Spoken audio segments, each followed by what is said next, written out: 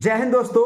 आज हम बात करने जा रहे हैं। जी हाँ दोस्तों, कई सरकारी कर्मचारियों से पूछने के बाद यानी कि आपको बता दें, 8वां वेतन आयोग का जब से मोदी जी ने गठन की मंजूरी दी है, देश के सारे कर्मचारी में खुशी का लहर है। जी हाँ दोस्तों, यानी कर्मचारी को खुश होना भी चाहिए, क्योंकि इसका जो इंतजार था करीब करीब 2 साल से किया जा रहा था। यानी लंबे समय से कर्मचारियों का इंतजार था कि कब 8वां वेतन आयोग की मंजूरी देंगे मोदी सरकार। जी हाँ दोस्तों, और जैसे ही ये फैसला होता है, जैसे ही ये सूचना प्रसारण मंत्री के द्वारा ये प्रेस कॉन्फ्रेंस किया जाता है, पूरे देश के कर्मचारियों में खुशी का लहर दौड़ जाता है। जी हाँ दोस्तों, अब बातें ये होती है कि सैलरी कितनी बढ़ेगी, और एक बात और भी निकल कर आ रहा है कि ये जो फिटमेंट फैक्टर जो तैयार होगा, यानी कि कह सकते हैं कि जो 8वां वेतन आयोग के जो अध्यक्ष आएंगे, क्या सिफारिश को 100% सरकार लागू कर देगी? अक्षरशः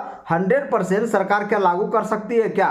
तो आपको बता दें कि सरकार इसके लिए बाध्य नहीं है। जी हाँ दोस्तों, यानी कि वेतन आयोग जो संस्तुति प्रस्तुत करेगी, जो रिपोर्ट प्रस्तुत करेगी, जो सिफारिशें के लिए सरकार के पास जाएगी, सरकार चाहे तो लागू भी कर सकती है और चाहे तो सरकार उसे हटा भी सकती है। आपको बता दें, जब रिपोर्ट तैयार होता है तो 1-2 रिपोर्ट तैयार नहीं होता, 3-4 तरह के रिपोर्ट तैयार होते हैं और फिटमेंट फैक्टर के साथ तैयार होते हैं। जहां दोस्तों, यानी कि 1.92 फिटमेंट फैक्टर का भी एक रिपोर्ट तैयार होगा, 2 फिटमेंट फैक्टर का भी रिपोर्ट तैयार होगा, 2.25 का भी तैयार होगा, 2.86 का भी तैयार होगा। जी हाँ दोस्तों, अब सरकार के ऊपर डिपेंड करता है कि वो किस सिफारिश को लागू करे। जी हाँ दोस्तों, आपको बता दें कि ये भी बहुत बड़ा सवाल यहाँ पर भी पैदा होता है कि किस फैक्टर के अनुसार से फिटमेंट फैक्टर का डिसीजन होता है। जहाँ दोस्तों, ये भी सवाल एक बहुत बड़ा है। सरकारी कर्मचारियों के मन में ऐसे सवाल आते हैं और वो हमसे पूछ भी रहे थे कि क्या फिटमेंट फैक्टर किस तरह से डिसाइड करते हैं। आपको बता दें,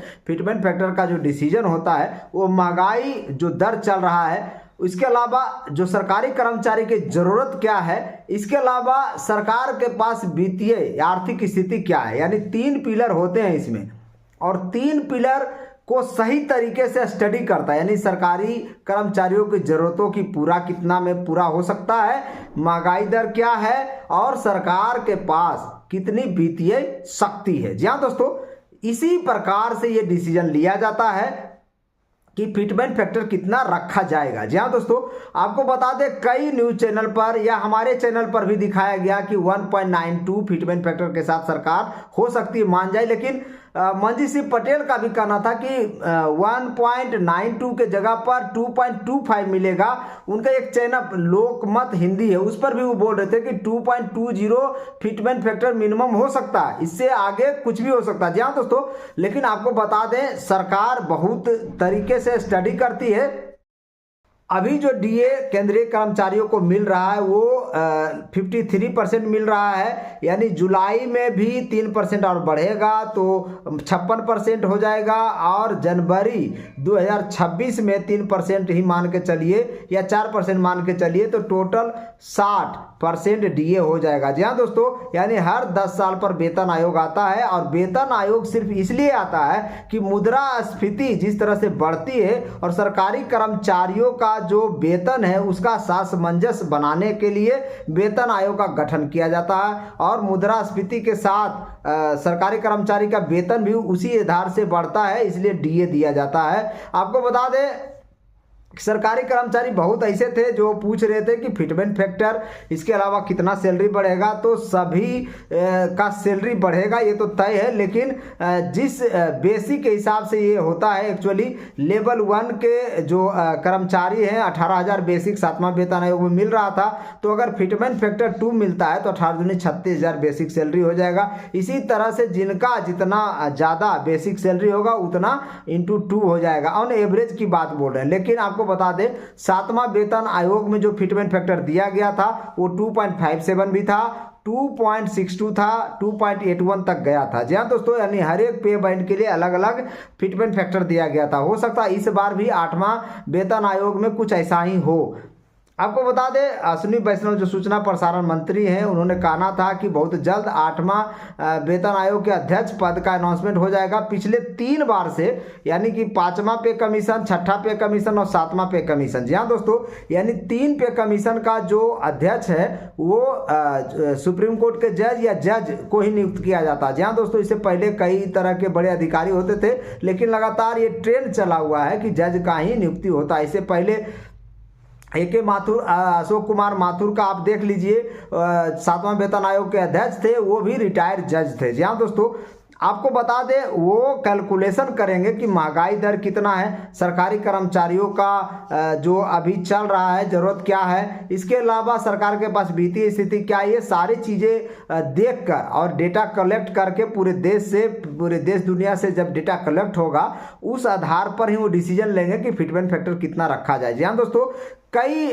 न्यूज पर यह भी है कि 2.86 भी हो सकता है, कई न्यूज पर चल रहा है कि 2.25 होगा। मंजीत सिंह पटेल का भी वीडियो आपको हम दिखाए, उनका कहना था 2.25 मिनिमम तो सरकार देगी ही, लेकिन आपको बता दें कई न्यूज पर 1.92 भी चल रहा है। जी हाँ दोस्तों, और 1.92 इस आधार पे चलता है, जो आपको हम बता दें कि अभी DA जनवरी 2026 तक 60% होने का उम्मीद है, और आपका वेतन का एक मान लेते हैं तो टोटल 60% DA मान लेते हैं तो 1.6 तो हो ही गया। और अगर सरकार अगर 20% सैलरी बढ़ाती है तो 1.6 तो चल ही रहा है, उसका 20% यानी 0.32 और जोड़ लीजिए तो 1.92 आपका फिटमेंट फैक्टर हो जाता है। जी हाँ दोस्तों, लेकिन मंजीत सिंह पटेल का कहना था कि इतना ज़्यादा महंगाई है, इतना ज़्यादा इन्फ्लेशन चल रहा है, तो सरकार को कम से कम 2.25 फिटमेंट फैक्टर देना चाहिए। अगर सरकार 2.25 फिटमेंट फैक्टर दे तो भी सैलरी काफ़ी 40,000 पार कर जाएगी, 41,400 के आसपास आ जाता है बेसिक, जो लेवल 1 के कर्मचारी हैं। इस तरह से आपको बता दें 7वां वेतन आयोग में 18,000 उनका बेसिक था, 8वां वेतन आयोग का सिफारिश जब लागू होगा तो उनका सैलरी 41,400 के आसपास बेसिक हो जाएगा, अगर 2.25 आता है तो। इसके अलावा आपको बता दें कि अगर 2.86 फिटमेंट फैक्टर के साथ सैलरी बढ़ती है तो जो बेसिक है लेवल 1 के कर्मचारी 18,000 से बढ़कर 51,480 रुपया हो जाएगा, और पेंशन का जो पेंशन है वो 9,000 से बढ़कर 25,740 रुपया हो जाएगा। जी हाँ दोस्तों, यानी काफ़ी बूस्ट कर जाएगी सरकारी कर्मचारियों की सैलरी और पेंशनरों का पेंशन। जी हाँ दोस्तों, आपको पता होगा देश भर में करीब 49 से 50 लाख सरकारी कर्मचारी का सैलरी बढ़ जाएगा, और लगभग 65 लाख पेंशनधारी का पेंशन बढ़ जाएगा। जी हाँ दोस्तों,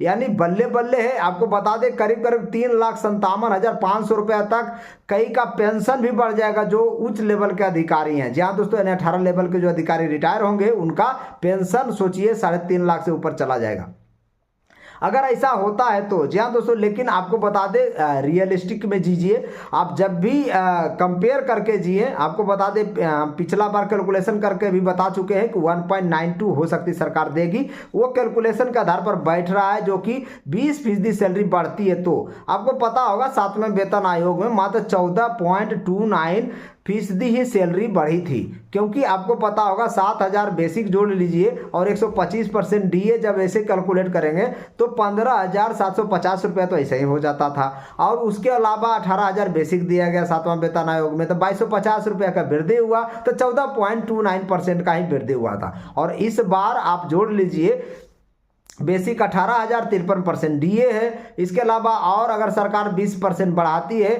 तो लगभग आपका 1.92 जाएगा, तब आपका बेसिक जो है लेवल 1 के कर्मचारी का 34,560 रुपया हो जाएगा, 34,560 रुपया हो जाएगा। तो जब उसका सैलरी 34,560 रुपया हो जाएगा तो पेंशन जो बनेगा वो 17,280 रुपया बनेगा। जी हाँ दोस्तों, तो इसी तरह से कैलकुलेशन होता है। आप अंदाजा कैलकुलेशन तो किया जा सकता है, लेकिन रियलिस्टिक जो होता है रियल में क्या हो सकता है उसी पर विचार किया जाए तो ज़्यादा अच्छा रहा। आप हवाई बातें बहुत लोग करते हैं कि इतना सैलरी बढ़ेगा, तो उस पर ध्यान ज़्यादा ना दीजिए। और 8वां वेतन आयोग का जो अध्यक्ष पद का अनाउंसमेंट सरकार जल्द से जल्द कर दे, तभी जाकर इस पर पूरा डिसीजन होगा, वो स्टडी करेंगे। और सरकार का कहना भी था कि 1 जनवरी 2026 से इसे लागू कर दिया जाएगा। समय काफ़ी कम बचा हुआ था, तो सरकारी कर्मचारी काफ़ी अधीर हो रहे थे, लेकिन जैसे ही मंजूरी की खबर हुई, सारे सरकारी कर्मचारियों में खुशी का लहर दौड़ गया।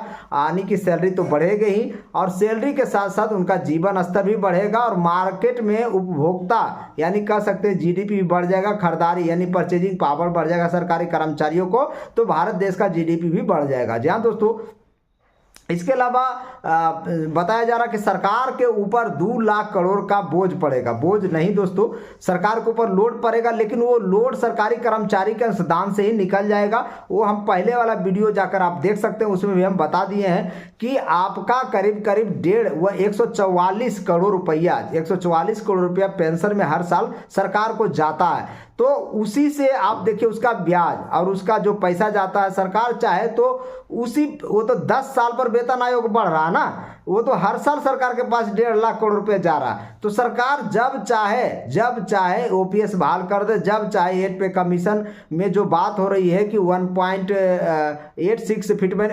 2.86 फिटमेंट फैक्टर दे दे, तो दे सकती है, कोई बड़ी चीज़ नहीं है। जी हाँ दोस्तों, यानी कि 186% वेतन बढ़ सकता है, ये कोई बड़ा चीज़ नहीं है, लेकिन सरकार इतना नहीं करेगी, ये हम लोग का कहना है, ये हम लोग रियलिस्टिक है, क्योंकि हम उस चीज़ को कैलकुलेशन करते हैं और इसीलिए आपको बता रहे हैं।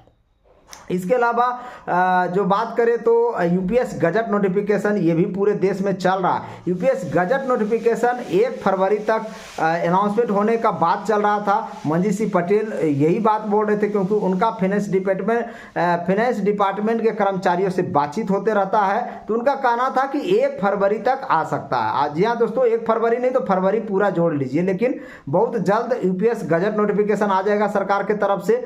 और 1 फरवरी 2025 को बजट पेश होने वाला है, और इसमें वो उम्मीद करते हैं सरकारी कर्मचारियों के लिए अच्छा बजट का इंतजाम किए सरकार। और टैक्स का जो बेनिफिट है, जो 7 लाख तक फ्री कर रखा है, उसे 10 लाख तक फ्री करने की जरूरत है, क्योंकि 8वां पे कमीशन जैसे लगेगा, जहां दोस्तों वेतन सबका बढ़ जाएगा। इसीलिए हमारा भी मांग है सरकार से कि जो टैक्स फ्री है वो 7 लाख के जगह पर 10 लाख कर दिया जाए। ये सारे यूनियन संगठन का भी मांग है। जी हाँ दोस्तों, अब सरकार के ऊपर क्या असर पड़ता है ये देखने वाली बात है। 1 फरवरी 2025 को बजट पेश होगा, उसमें क्या टैक्स पर क्या चीज आने जा रहा है, ये तो आने वाला वक्त बताएगा। जी हाँ दोस्तों, लेकिन आपको बता दें 10 लाख तक फ्री कर देना चाहिए, ताकि सरकारी कर्मचारियों को फायदा हो सके। इसके अलावा यूपीएस गजट नोटिफिकेशन बहुत जल्द आने जा रहा है, उसमें भी 10% जो ब्याज सहित वापसी की बात है, अगर वो सरकार मान लेती है तो सोने पे सुहागा हो जाएगा। इसके अलावा जो 25 साल का क्वालिफाइंग सर्विस है उसको 20 साल कर दे। इसके अलावा जो वीआरएस लेते हैं, यानी जिस दिन से वीआरएस लेते हैं, जिनका क्वालिफाइंग सर्विस हो जाता 20 साल, उसका पेंशन उसी दिन से चालू कर देना चाहिए। जी हाँ दोस्तों, ये सब छोटी छोटी डिमांड है, अगर सरकार चाहे तो चुटकी में पूरा कर सकता, कोई बड़ी चीज नहीं है सरकार के लिए। जी हाँ दोस्तों, प्राइवेट सेक्टर वाले भले उनको आग लगा हुआ है, उनको ये लग रहा है कि सरकारी कर्मचारियों को सरकार सिर्फ देखती है, 8वां पे कमीशन की गठन कर देती है, हमारे लिए क्या। तो आपको बता दें 8वां पे कमीशन